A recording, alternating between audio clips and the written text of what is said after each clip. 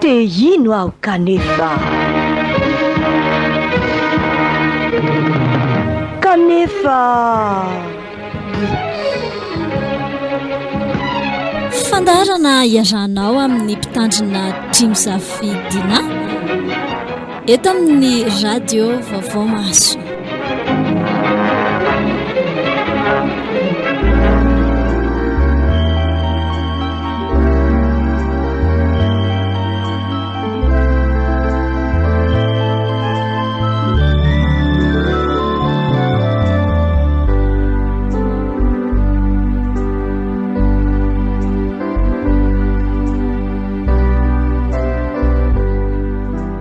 Dia ampifaliana lehibe indray no hiarabanantsika rehetra izay manaraka tsy tapaka ny fandaharany eto amin'ity 11 pm amintsika ity. Finaritra indrindra izay manolotra anao indray ny fandaharana te hino kanefa amin'ny tsy fotoana efa nifanomezantsika ity, ary indrindra mirary soanao sahady koa izahay ary manonona fiadanan'ny tompo aminao hanarahanao indray koa ny fandaharana te hino kanefa ity. Ny loahevitra izay ho balaintsika amin'ity andro anio ity dia ny hoe te hino kanefa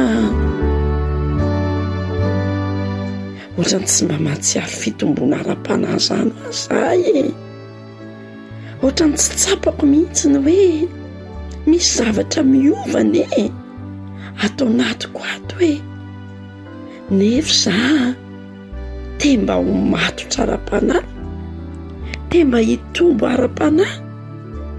Ahoana ary ny ataoko mahatonga ho lehibe sy matotra ara-panahy.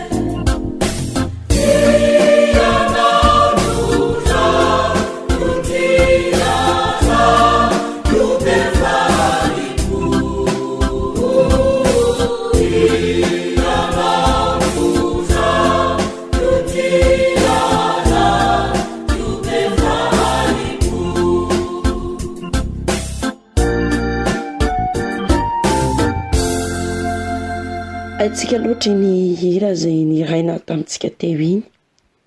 Hira fanaontsika raha teo. Mba teo tahaka ny zaza mitombo. kanefa koa zaza zay tena mankatoa manaraka tsara izay andaminany ray aman-dreniny azy. Fa raha ny sitrapon'Andriamanitra tokoa inge no jerentsika dia mba eno inge izay voasoratra ao amin'ny bokin'ny Efesianina 4:7 ka ny andininy 4:12 mivaky toy izao amin'ny anaran'ny Tompo manao hoe: mba tsy ho izazintsony isika ka ilangilana sy tambolombolen'ny rivotry ny fampianarana samihafa rehetra amin'ny saim-petsy ataon'ny olona sy ny fiendreny hatateraky ny hevitry ny famitahana, fa mba hanaraka ny marina amin'ny fitiavana ka hitombo amin'ny zavatra rehetra ho amin'izay loha dia Kristy. Hitantsika amin'izany fa ny zavatra ray tena mba sitrapon'Andriamanitra eo amin'ny fiainantsika dia ny hatonga antsika tena mba hitombo ka tsy ho zaza intsony. Ilay Andriamanitra raintsika mihitsy ny maniry antsika mba ho zaza mitombo tsara, ary izany mihitsy no tanjony ka natonga azy nanome antsika an' Jesosy Kristy Tompo ohatra tsara indrindra eo amin'ny fiainantsika, mba hitombontsika miaraka amin'ny Jesosy Kristy izay tsy hafa fa sady zokontsika no lohantsika raha teo. Ny mampalahelo anefa dia mahary tokoa ny kristianina ankehitriny tsy mahatsiaro an'izany fitombona izany, ary na dia efa ela aza no hoe nino an' Jesosy Kristy, mety efa nivavaka nefa dia tena mbola mijanona ho zaza ara-panahy ihany, tsy misy fitombona mihitsy eo amin'ny fiainany. Fa maninona ho ianao? Dia mety hoe izy ny tsy te hitombo, satria tokoa mantsy nge izany fitombona ara-panahy izany dia tsy zavatra mandeha ho azy. Misy zavatra tsy maintsy avy any aminao. Ianao mihitsy ny aloha tsy maintsy maniry hoe te ho lehibe te ho tombo maniry amin'izany fitombona izany, ary manapa-kevitra mihitsy ho amin'ny fitombona ka miezaka ho amin'izany fitombona ara-panahy izany. Jesosy Kristy koa rehefa mba niantso ny mpianana dia niantso ny nataony. Jereto koa ange izay nataony tamin'ny Matio haintsika tsara ny tantaran'ny Matio iny. Rehefa natsoiny Matio dia hoy izy mantsy ny Matio hoe andao anaraka. Dia nandeha avy hatrany Matio. Dia hitantsika tokoa fa nanaraka an' Jesosy izy, napetrany daholo ny zavatra rehetra. Ny valiana izay antso an' Jesosy taminy, ary izay ny zavatra ray tsy maintsy natao aloha. I olona fiangana mba hatonga antsika hatsiaro ny fitombona dia tsy maintsy mahatsiaro antsika hoe taiza aloha ny fiatombohan'ny finoantsika an' Jesosy, taiza ny fiatombohan'ny natonga antsika hoe ho zanak'Andriamanitra, na ihany koa hoe ho mpianatra Jesosy Kristy. Teo amin'ilay famalitsika ny antso hoe anaraka anao teo amin'ilay fanapahan-kevitra izay tena tokony nisy fiantraikany lehibe tokoa teo amin'ny fiainantsika, satria nandraisantsika hery mba hoentintsika manohitra izay mety ho filan'ny nofontsika rehetrarehetra, ka tonga antsika hatsiaro fa tsy ao amin'ny nofo intsony isika, fa efa mandeha amin'izay lalana hitondran'Andriamanitra antsika. Indraindray dia eo amin'ny fahatsapana ny lalana hitondran'Andriamanitra antsika io no mampierikerika ny olona, ka hatsapahan'ny olona fa tsy mitombo izy, satria tsy maintsy miala ao anatin'izay mety ho fanahiana sy m'izay kajikajy rehetrarehetra lojika n'olombelona rehetrarehetra, fa hitodika any amin'izay nanamboaran'Andriamanitra azy izay mety hokajin'Andriamanitra, fitondran'Andriamanitra ny fiainana. Satria io fitombontsika ara-panahy io dia tsy ny hoe le hijanonantsika eto amin'ity tany ity fotsiny ihany, fa tena ananantsika fanantenana tokoa ny amin'izay ho avy, indrindra hitombontsika ao anatin'ilay fiainana mandrakizay, ka ananantsika fahendrena araka izay ananarany peteratsika. Andonge ho vakiantsika izay voasoratra ao amin'ny petera faharoa. Petera faharoa toko 13 ka ny 9:11 ka hatramin'ny 9:13. Vakiana amin'ny anaran'i Jesosy ny teny manao hoe: ko raha ho levina toy izany izao zavatra rehetra izao, dia olona tokony hanahoana moa ianareo amin'ny fitondrantena masina sy ny toe-panaraka an'Andriamanitra, sady manantena ny mampafahaingana ny havian'ny andron'Andriamanitra, izay hamaisy halevina ny lanitra ary handoro sy hampiempo ny tenany zavatra rehetra. Kanefa isika, araka ny teny fikasany, dia manantena lanitra vaovao sy tany vaovao izay hitoeran'ny fahamarinana. Izany teny izany tokoa dia maniraka antsika tokoa hoe rehefa tena hitombo ara-panahintsika dia mila manova mihitsy ny aloha izay mety ho tanjona apetrakantsika eo amin'ny fiainantsika, ka mametraka mazava tsara ny hoe izay lalan'Andriamanitra no lalana izorantsika, tsy izay heverintsika fa ho mety, ary tsy meritreritra ny eto tany ihany araka izay nambarany Petera teo. Satria raha ny eto tany ihany no eritreretintsika, tsy hitombona oviana oviantsika. Ho levina izao rehetra izao ozy, ary raha ho levina tokoa izao rehetra izao dia olona manahoana tokoa moa tsika, fitondran-tena manahoana marina tokoa ny fitondran-tenantsika. Andehantsika mba andiny tena ary ka hanavao aloha ny fanorantenantsika miaraka amin'ny Jesosy Kristy, ka hiteny mihitsy tsika amin'ny Jesosy amin'ity fotoana. Hiteny mihitsy tsika ankehitriny ary hoe hiaraka aminao amin'izay aho, miantso ahy ianao, ary rehefa hiaraka amin'ny tompontsika ho tsapantsika tokoa ny heriny, tsy ho raisidraisina foana akory ny hery mahazanak'Andriamanitra, fa mila manapa-kevitra tsika. Haitsika tsy enjery loatra le teboka fiaingana mba tonga antsika hitomba amin'ny ara-panahy. Dia le any amin'ny Jaona toko 1:12 hoe izay rehetra nandray azy ny nomeny hery ho tonga zanak'Andriamanitra, dia izay ninony anarany. Efa tena mba tonga teo amin'ny teboka fiaingana io ve ianao, ka nandray an'i Jesosy? Efa tena teo ve ianao sa sanatria ny japijapy fotsiny ihany, na tsy nanaraka an'ilay teboka fiaingana, sa tonga dia teny an-dalana teny no nitsambikina?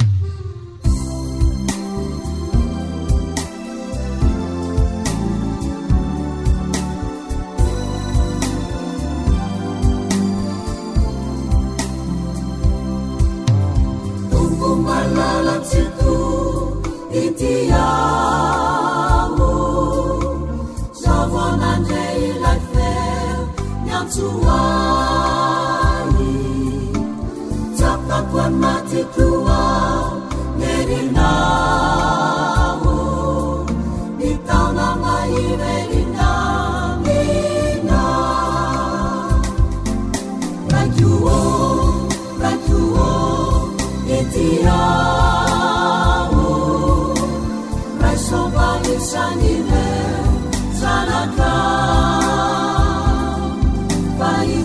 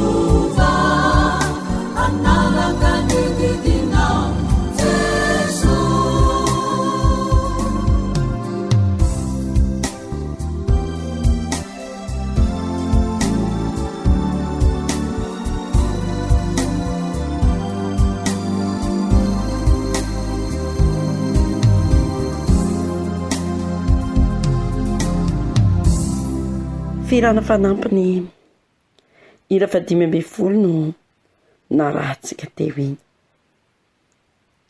de tena mba efa nanolotra ny tenanao an' Jesosy ve ianao hoe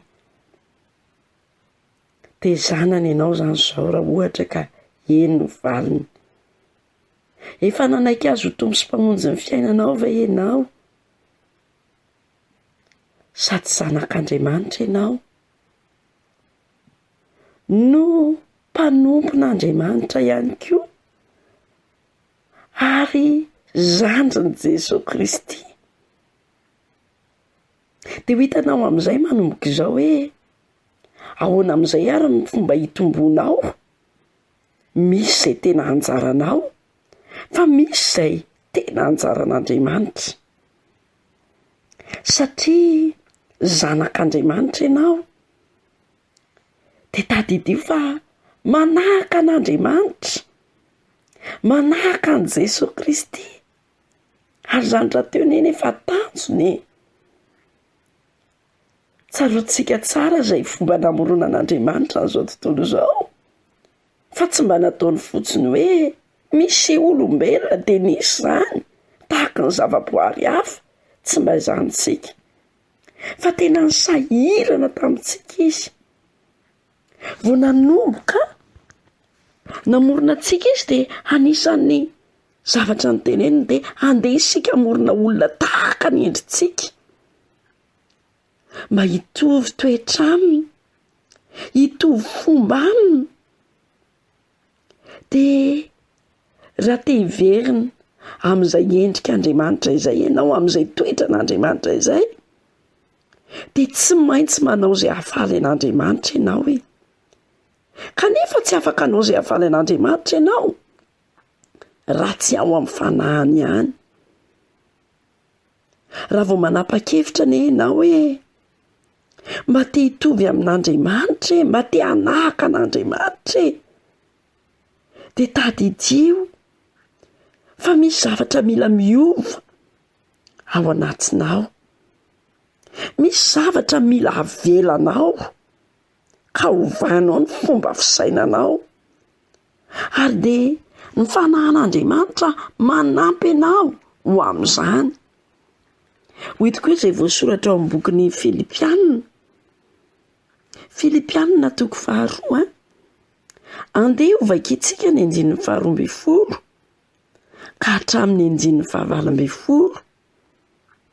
izay mampirisika antsika indrindra mba hitondra tena tahaka an' Jesosy Kristy vakiko amin'ny anaran'i Jesosy manao hoe koa amin'izany ry malalako tahaka ny nanaikenareo mandrakariva tsy fony mbola teo aminareo ihany aho fa ankehitriny de bebe kokoa aza raha tsy eo aho miasa mitahotra sy ny ovitra hatateraka ny famonjenanareo fa Andriamanitra ny miasa ao anatinareo na ny fikasana na ny fanaovana hatateraka ny sitrapony ataovy ny zavatra rehetra amin'ny tsy fonomononana sy ny tsy fisalasalana mba tsy ho manatsiny sady tsy misy fitaka ianareo dia zanak'Andriamanitra tsy manana didy eo amin'ny firenena meloka sy maditra izay isehoanareo tahaka ny fanazavana eo amin'izao tontolo izao. Mitana ny teny fiainana mba hisy orehariako amin'ny andron'i Kristy ka tsy niazakazaka foana na ny sasatra foana, eny na dia hidiny ho fanatitra hidiny eo amin'ny fisoronana sy ny eny na dia hidiny ho fanatitra hidiny eo amin'ny fanatitra sy ny fisoronan'ny fonareo azy aho, dia faly ka miara-mifaly aminareo rehetra. Areoko izany no ampifaly anareo koa ary miara-mifaly amiko. Hitantsika ry havana amin'io soratra masina izay mampianatra antsika amin'ny fitomboana ara-panahy io, dia ny hoe mila miasa isika. Ary Andriamanitra nge no miasa ty anatintsika. Tena hoe jereo tsara io teny io fa Andriamanitra no miasa ao anatinareo, na ny fikasana na ny fanaovana. Izay anjarantsika ry havana dia izao, miala amin'ity fimonomononana ity. Rehefa miasa ary izay ilay 9:20 mba tsy monomonona, ary izay ilay miasa mitahotra sy niovotra miara-miasa amin'ny fanahin'Andriamanitra. Ity tenin'Andriamanitra ity dia tenin'Andriamanitra tena hoe mitaona antsika ho amin'ny fitomboana, indrindra isika rehefa natsiaro fa nandray an'i Jesosy Kristy. Efa ao anatintsika Jesosy. Fa izay anjarantsika dia tokony hatsiaro mandrakariva hoe ahoana kay ny ataoko mba hitombo ao amin'ny Jesosy aho, mba ho tena ho zaza mitombo tokoa ary mahatsiaro fa miara-miasa amin'ny Jesosy Kristy, fa tsy mandehandeha fotsiny akory ny fiainako. Efa voalaza ary nijerentsika tery am-piandohana fa tsy hoe mandeha ho azy ny fitomboana ara-panahy. Izay anjaran'Andriamanitra dia ny miasa ao anatinao, fa ny anjaranao dia ny miala aloha amin'ny fimonomononana, fa tsy ny fimonomononana ihany ny alanao rehefa te hitombo ara-panahy ianao, fa ny zavatra iray mila ialanao koa dia ilay fahazarana. Tsy mampitombo antsika io fahazarana io. Indraindray tsika dia mieritreritra hoe ny fahazarana, za efa zatra an'izao. Tsy mampitombo izany, satria tsy nataon'Andriamanitra ho amin'izany mihitsy ny akory. Ny tokony fandraisan-dahatritsika hanompo miaraka amin'ny Jesosy Kristy. Fa indraindray tokoa angery havany, ilay fomba fisainantsika mihitsy no mahatonga antsika tsy mitombo ara-panahy. Tsika dia mieritreritra atsy loatra. Ary indraindray io fisainantsika io mba tsaroanao ve fa io nge no mahatonga anao tsy mahatateraka ny sitrapon'Andriamanitra. Indraindray na dia mihaino tenin'Andriamanitra tahaka izao ary isika, dia zava-drafa ny tena mibahana ao amin'ny fisainantsika io. Dia izay no mahatonga antsika sady tsy mitombo ara-panahy ary indraindray tsy salama ara-nofo ihany koa. Mazava nefa n'izay voasoratra any am-bokin'ny ohabolana 4 andininy 20 ka hatramin'ny 17. Andenga mba ovaka itsika vetivety. Ohabolana 4 andininy 20 ka hatramin'ny 17. Manao hoe amin'ny anaran'i Jesosy, anaka tandremo ny teniko, atonga lahy ny sofinao iaino ny filasako, aza vela hiala eo masonao izy, fa raiketo am-ponao, fa aina ho an'izay mahazo azy izy, ary fahasalamana ho an'ny nofony rehetra. Tandremo ny fonao mihoatra noho izay rehetra tokony ho tandremana, fa avy ao aminy no heviny ny aina. Izany tokoa ry havana no mampianatra antsika hoe kay lay zavatra eritreretintsika io ange de le saintsaintsika io no mampahazo aina antsika ka mampitombo antsika sy ny hoe mety mahatonga antsika tsy mahazo aina mihitsiny ka lasa hosozanona ara-panahy. Rehefa everinao fa mandeha fotsiny amin'izao ny fiainanao de tahaka ny sambo anankiray eny amina lalana alehany. Raha ohatra velanao fotsiny andeha amin'izao io sambo io de ho hitanao fa tsotody any amin'izay tanjona tianao aleha fa tsy maintsy ahodina ny familiana. Raha ohatra ianao te eny atsimo de tsy maintsy makany ny familianao.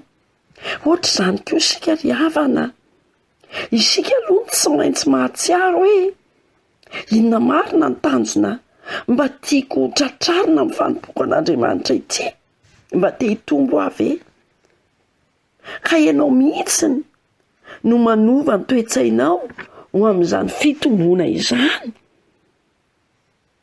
ka mamolaka ny sainao hamaka tsara ao amin'i Jesosy Kristy.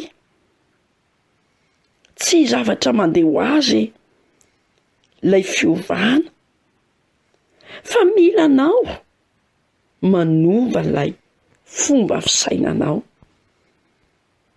Io fanovana fisainana io de tena hoe miankina aminao samy rery ary tena anjaranao izany.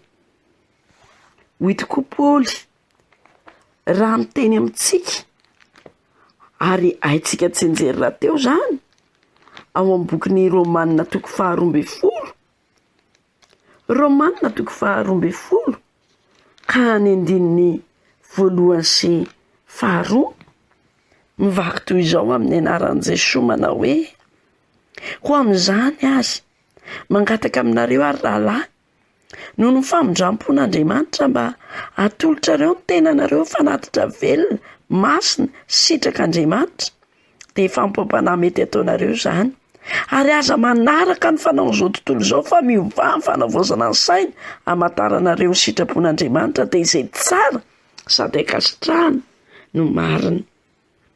Raha te hitombo ara-panahy ianao ny zavatra anankiray tsy maintsy ataonao dia io manova ny toe-tsainao io ary tena manomboka amin'ny fomba fisainanao sy n'izay zavatra eritreretinao izany.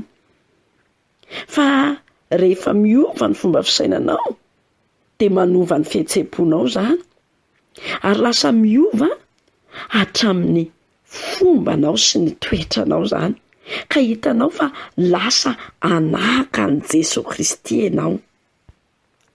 Ary dia ho hitanao tokoa fa marina ilay voasoratra any amin'ny bokin'ny Efesianina 4 ny 2:20 ka hatramin'ny 4:20 manao hoe amin'ny anaran'i Jesosy mba hialanareo ny toetrareo taloha araka ny fitondrantena fahiny izay mihasimba araka ny filan'ny fitaka fa mba havaozina kosa ianareo amin'ny fanahy ny sainareo ary mba ho tafianareo ny toetra vaovao izay noforonaraka an'Andriamanitra amin'ny fahitsiny sy ny fahamasinana momba ny fahamarinana. Dia hitanao tokoa fa lasa misy toetra vaovao ao anatinao ao, lasa misy olona vaovao mihitsiny ary tanteraka tokoa ilay teny hoe raha misy olona ao amin'i Kristy dia olom-baovao izy. Efa lasa ny zavatra taloha ary indreo efa tonga vaovao izany.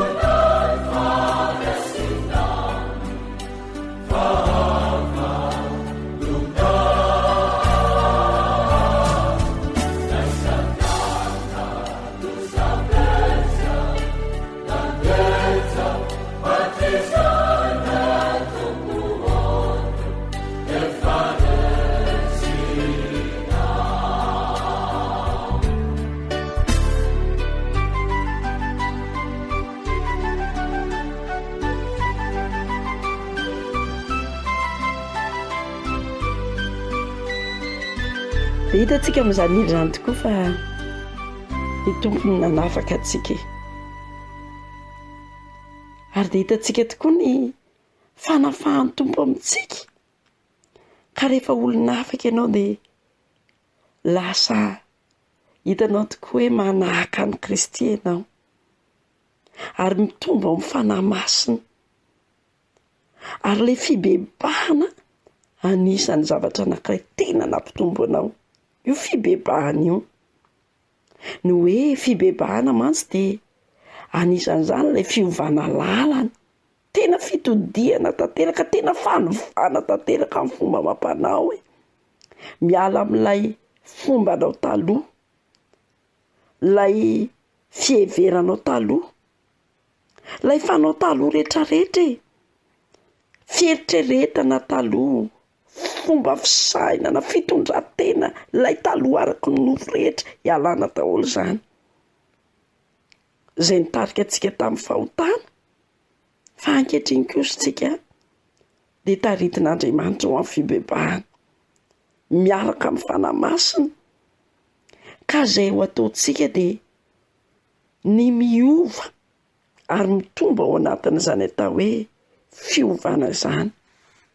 Dia hitantsika tsara mihitsy na hoe na dia ny fihetseham-pontsika azy dia taritin'i Jesosy Kristy. Jesosy no mitaridarana antsika dia izy no mampianatra antsika sy manoro antsika izay lalana tokony alehantsika rehetra. Dia ny fihetseham-pon'i Jesosy Kristy no fihetseham-pontsika izay sain'i Jesosy Kristy amin'izay no lasa ho saintsika. Marina loatra amin'izay ilay tononkira mamintsika rehetra iny, mamintsika iny hoe aoka ny foko sy ny fonao ary aoka ny saiko sy ny sainao. Fa hoy tokoa ny voasoratra ao amin'ny Filipianina ne Filipianina 2:5 ka hatramin'ny 9:9 ary rehefa manahaka an' Jesosy ianao dia io no lasa toe-tsainao. Andao hiovaka itsika izany. Filipianina 2:5 ka hatramin'ny 9:9 amin'ny anaran'i Jesosy manao hoe ary eo koa aminareo izao saina izao izay tao amin'ny Kristy Jesosy koa izay na dia nanana ny endrik'Andriamanitra aza dia tsy nataony ho zavatra fikirina mafy ny fitoviana amin'Andriamanitra fa novoanany ny tenany tamin'akany ny endriky ny mpanompo sy ny nahatongavany ho manam-pitoviana amin'ny olona. Ary rehefa hita fa nanatare olona izy dia nanetri-tena ka nanaiky hatramin'ny fahafatesana dia fahafatesana tamin'ny hazo fijaliana. Izany ilay toe-tsain'i Jesosy izany. Ary manahaka an'izany toe-tsain'i Jesosy izany ianao. Ary io no ahafantaranao tokoa tena hoe tao anatin'ny fitomboana sy tena tao anatin'ny fibebahana ianao. Nanana n'ilay fanetretena.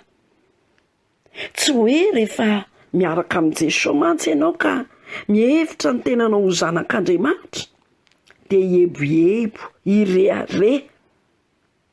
Fa tena mandidy antsika tokoa ny soratra masina hoe aoka mba ao amintsika izao saina izao, ilay saina ny fanetretena.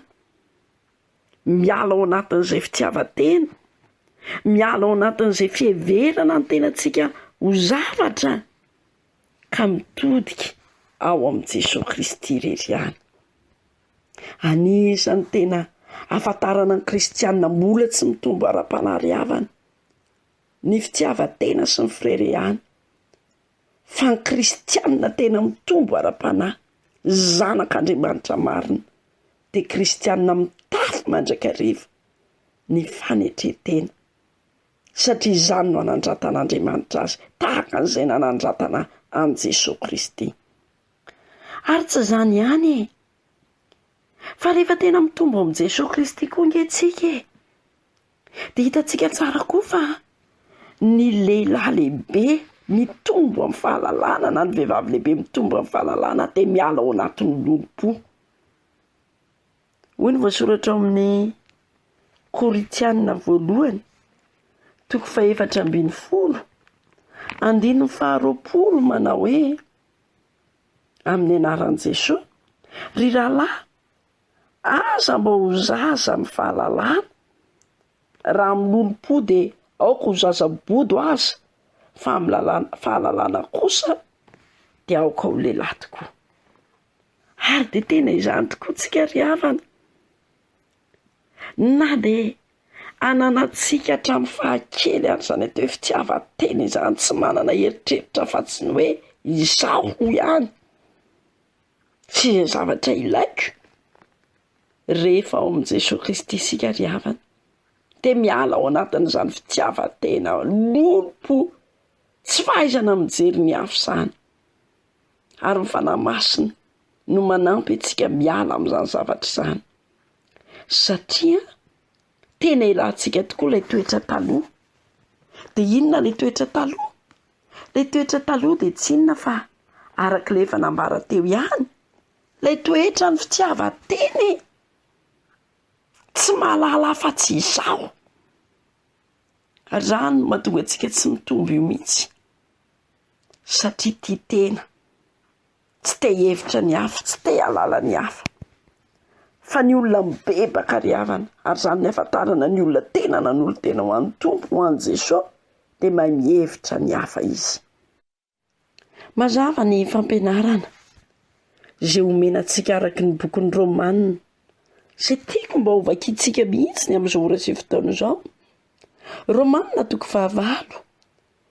ka andeha ho vakiantsika ny 5 ka hatramin'ny 17. Romanina 9 ny 5 ka hatramin'ny 17 mivaky toy izao amin'ny anaran'i Jesosy hoe: fa izay araky ny nofo dia mihevitra izay zavatry ny nofo, fa izay araky ny fanahy kosa mihevitra izay zavatry ny fanahy. Fa ny fihevitry ny nofo dia fahafatesana, fa ny fihevitry ny fanahy kosa fiainana sy fiadanana. Satria fandrafinan'Andriamanitra ny fihevitry ny nofo, fa tsy manaiky ny lalàn'Andriamanitra izy, sady tsy hainy akory izany. Ary izay eo amin'ny nofo dia tsy mahay manao ny sitrapon'Andriamanitra. Fa ianareo tsy eo amin'ny nofo, fa ao amin'ny fanahy.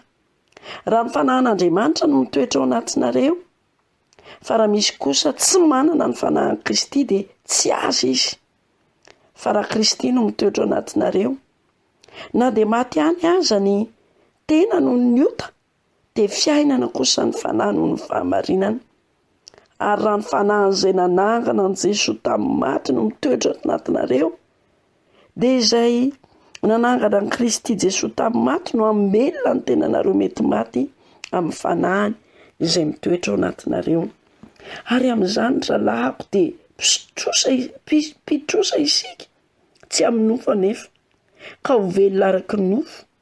Fa raha velona araky ny nofo ianareo dia tsy maintsy maty. Fa raha ny fanahy no hamonona ny asan'ny teny dia ho velona ianareo. Fa izay tarihan'ny fanahin'Andriamanitra no zanak'Andriamanitra. Fa tsy nandray ny fanahy-pandevozana ho amin'ny tahotra indray ianareo, fa nandray ny fanahiny zanaka natsangana izay iantsontsika hoe Abaraio. Ny fanahy dia miara-milaza amin'ny fanahintsika fa zanak'Andriamanitra isika. Ary raha zanaka dia mpandova, eny sady mpandovan'Andriamanitra ny mpiray lova amin'ny Kristy koa.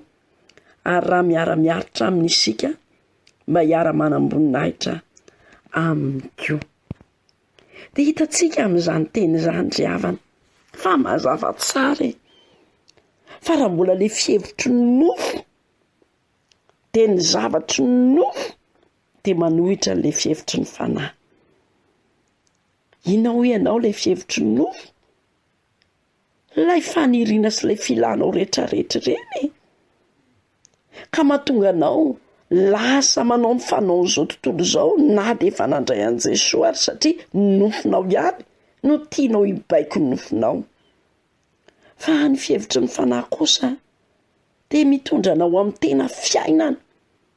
Anananao izany atao hoe tena fiainana izany, satria mifandrafa ingero i fihevitry ny nofo sy ny fihevitry ny fanahy ireo. Noho izany ary, tsy maintsy miala ao amin'ilay nofo ianao, fa mifindra ao amin'ilay fanahy. Ary rehefa ilay fanahin'Andriamanitra no mitady-dalana anao, dia izy ny mitondra anao ho amin'izany atao hoe fiainan'ilay zanak'Andriamanitra izany, manahaka an'i Kristy izany. Fa izay tarihan'ny fanahin'Andriamanitra ihany, ho ilay teny teo, no zanak'Andriamanitra. Ary raha ilay fanahy izay nanangana an'i Kristy tamin'ny maty no mitoetra ao anatintsika, dia mamelona antsika koa izany, ka hananantsika ny tena fiainana. Ary tsy vitany hoe fiainana fotsiny ihany, fa hananantsika n'ilay fiadanana. Izay anjaranao ankehitriny dia ny manapa-kevitra mba ho tarihan'ny fanahin'Andriamanitra, fa tsy handeha amin'ny herin'ny tenanao. Fa raha vao ny herin'ny tenanao ny andehananao, dia tsy tafavoaka ianao miverina foana ihany ilay fihevitry ny nofo ao anatinao io, dia manimba anao satria mitondra anao ho amin'ny fahotana.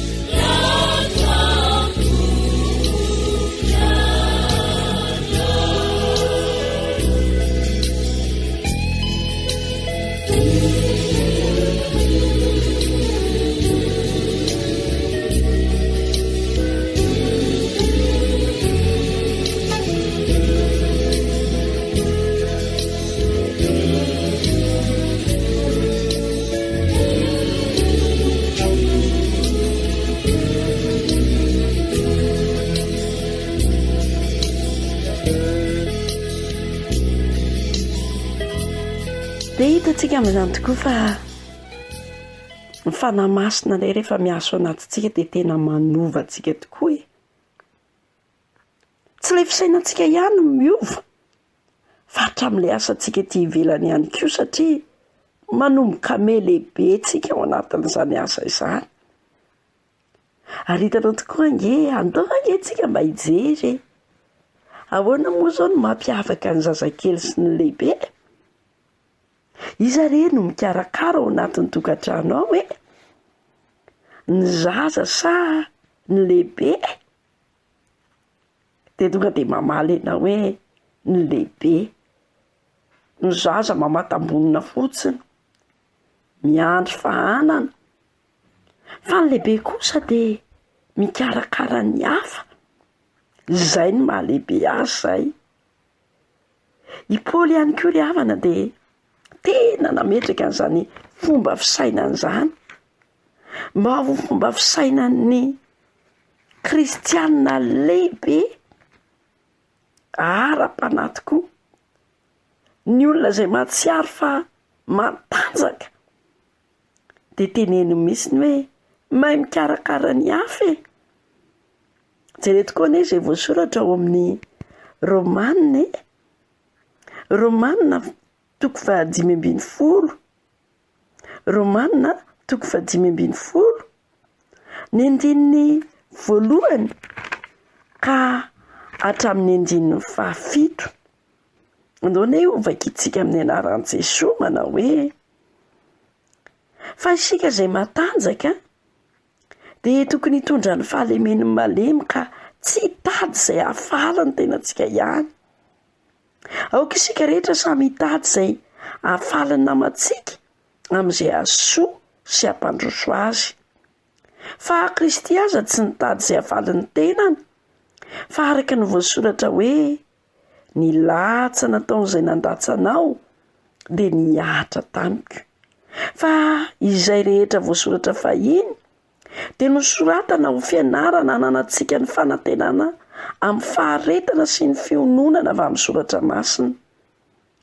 Fa Andriamanitra ny faharetana sy ny fiononana ane ampiray hevitra anareo araka ny Kristy Jesosy mba ho saina iray sy vava iray ny arahanareo mankalaza an'Andriamanitra rain'i Jesosy Kristy tompontsika.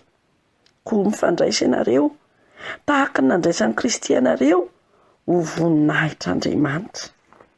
Dia izany tokoa ilay zaza lehibe. Ny zaza lehibe dia zaza tena mahay mihevitra ny hafa tokoa, mahay mikarakara ny hafa. Izay zavatra ataony dia mibanjina mandrakariva ny hoe ahoana no hanapiako ny hafa fa tsy ny fiheverako ny tenako ihany.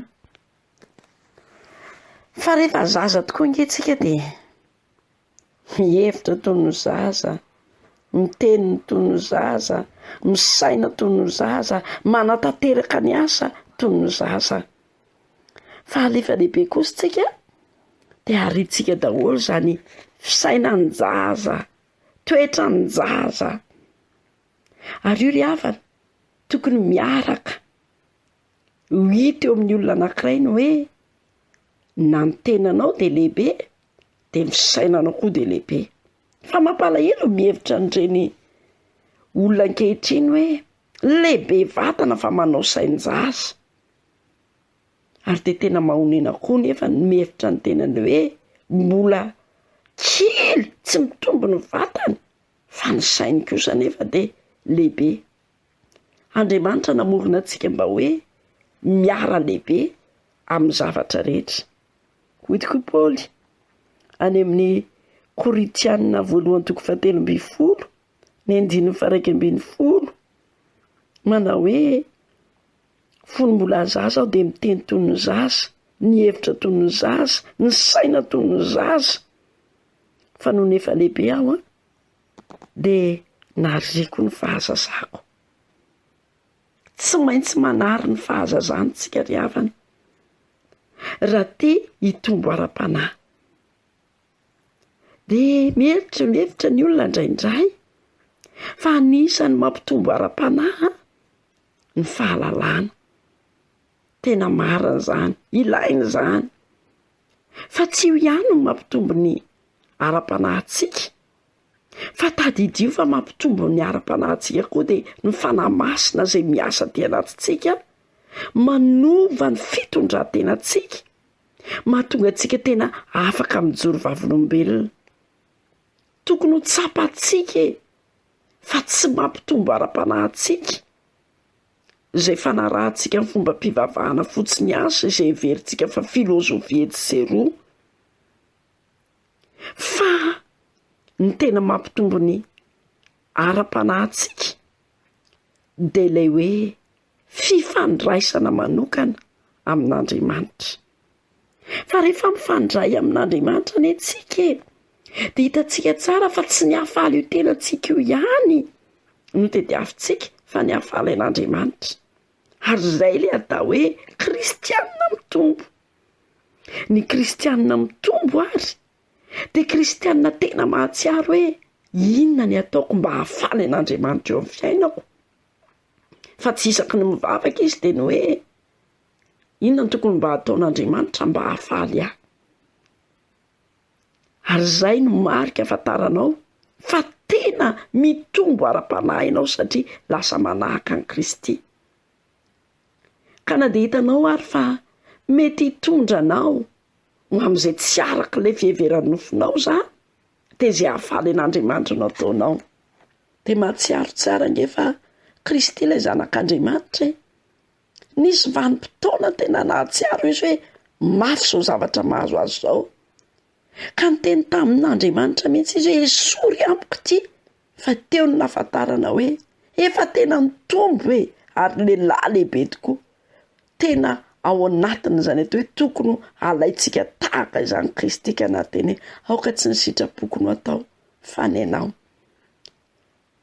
Fa ny zaza ry havana dia tsy mahafantatra afa-tsy izay sitrapony, fa ny lehibe kosa dia mahafantatra hoe inona ny sitrapon'Andriamanitra eo amin'ny fiainako. Mahazoako kokoa mikarakara ny hafa, ary rehefa mikarakara ny hafa dia ho hitako tsara tokoa izay tena tokony ho tanterahako, ka dia ho tanterako amintsika tokoa ry havana izay voasoratra ao amin'ny Koritianina 1:12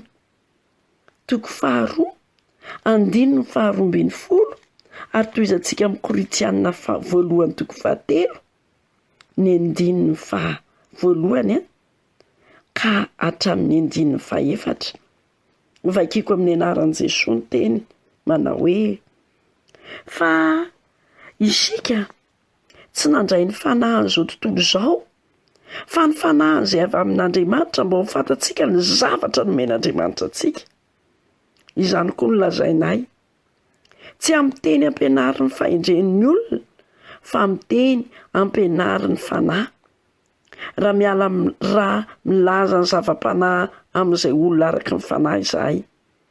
Fa ny olona izay araka ny nofy ihany dia tsy mba nandray izay any fanahin'Andriamanitra, fa fahadalana aminy izany sady tsy azony satria araka ny fanahy no hamantarana izany.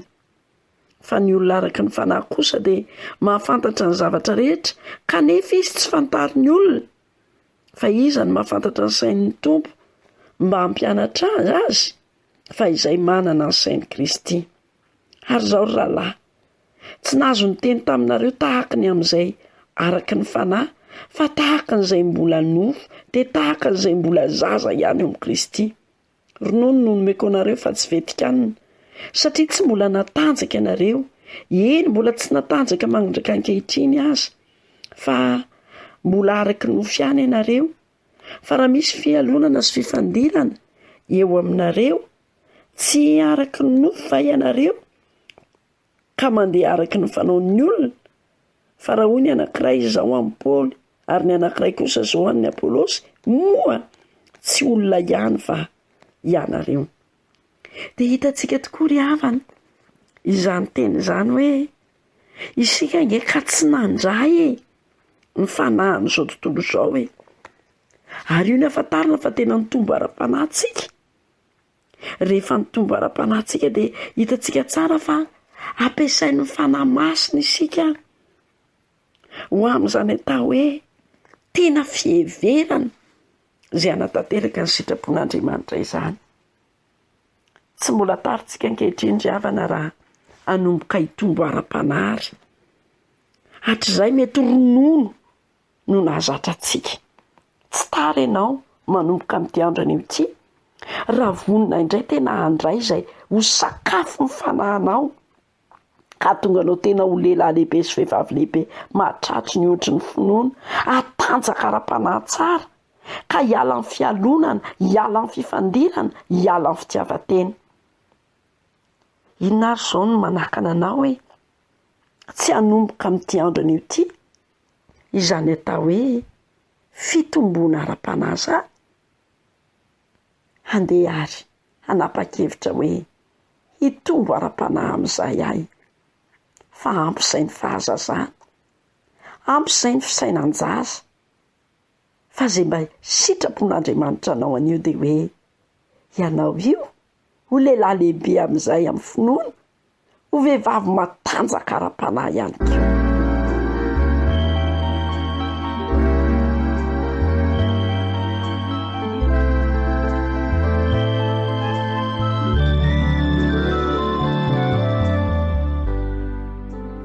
Handeha ary sika hivavaka mba hitombo ara-panahy.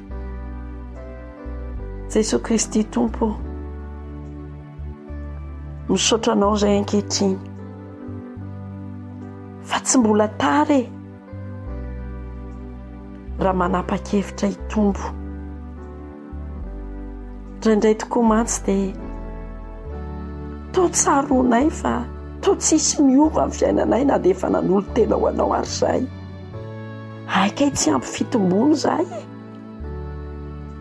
Noho izany, havaoziny etỳ anatinay mba ho tarihan'ny fanano masina, mba tsy handehananay araka ny fiheverana izao tontolo izao, fa mba hiovanay amin'ny fanavaozana ny saina, dia ho fantatray amin'izay izay sitraponao Andriamanitra eo amin'ny fiainanay, fa izany ny tsara ary izany no ankasitrahana ary izany ihany koa no marina. Dia hitanao ireo sakana tsy mampitombo anay, ireo toetra tsy mampitombo anay, ary io reny Tompo, fa mba hovay izahay ary havaozy izahay mba ho tonga olona araka ny sitraponao, hitombo miaraka amin'ny fanahinao, fa amin'ny anaranao Jesosy Kristy Tomponay no azonay mivavaka toy izany. Amen.